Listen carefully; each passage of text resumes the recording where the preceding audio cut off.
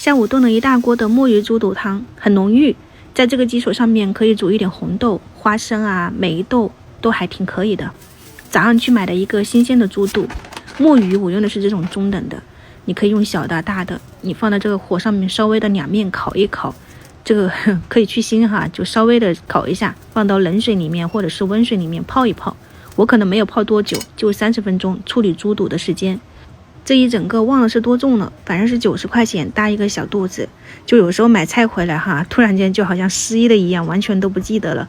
你最主要是要洗哪一面呢？就是这一面滑溜溜的，那一面白的你就把那些油边扯掉就可以了。这里面这些滑溜溜的就比较味道重，你首先用温水给它多头洗几遍，最好是边冲边洗，放到那个水龙头下面，先初步的冲一冲，再撒点盐。然后我刚好开了封了很久的这种玉米面利用上，倒进去2圈的白醋，1圈的米酒，这个东西都不能倒多了，如果白醋倒多了哈，它洗出来就影响味道，酒放多了它也会发苦，所以就不要倒特别多，少量多次的放，然后给它搓洗干净，再用水冲洗干净。这个步骤可能反复用2-3次。玉米面也好，面粉也行，米粉、淀粉或者家里面开封很久的这种粉类都是可以利用上的。它可以就是附着这些油脂啊，然后一些粘液，冲洗干净，这样子就搞定了，很干净的哈，自己处理。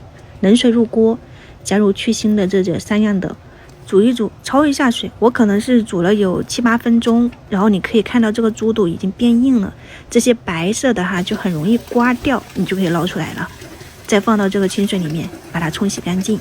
整个猪肚已经处理好了，把它切成块，放一点生姜。然后墨鱼的话呢，我是给它撕掉的那个皮，然后壳也是给它切成这种小块，放到锅里面炒一点五花肉，一起翻炒，就大火翻炒，把它们炒一下，炒香，去一下水汽，放一点拍碎的胡椒粉，白胡椒粉哈，一点点盐，炒到没有水汽，可以看到油脂的时候，你从锅边淋1圈米酒，去腥增香，再倒入开水。这个汤浓白的关键就是倒入开水哈。煮沸以后，你就转到你自己家里面的任口一口锅，炖锅啊、砂锅啊，或者是高压锅都可以。我不是不敢用吗？所以我就找了一个这种微压的哈，说是微压的，我喜欢它这个盖子。然后不锈钢用的很久哈，就比较图方便。之前用的那个呢，其实是个盆，每次用都有很多人问，就其实你不管用什么锅哈，任何锅都可以炖菜。然后就我炖了1个多小时吧，然后出锅以后加点盐调一下味道，基本上就可以了。里面还有五花肉、瘦肉，挺好吃的。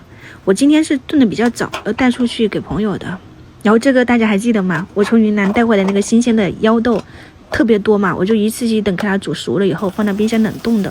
这一次拿出来解冻以后，就搭配了这个墨鱼猪肚汤，稍微的煮一下，加上一点大蒜苗，你看这个味道真的很好。就这种肉汤搭配这种豆的粉哈，感觉很好喝。如果有机会可以尝试一下。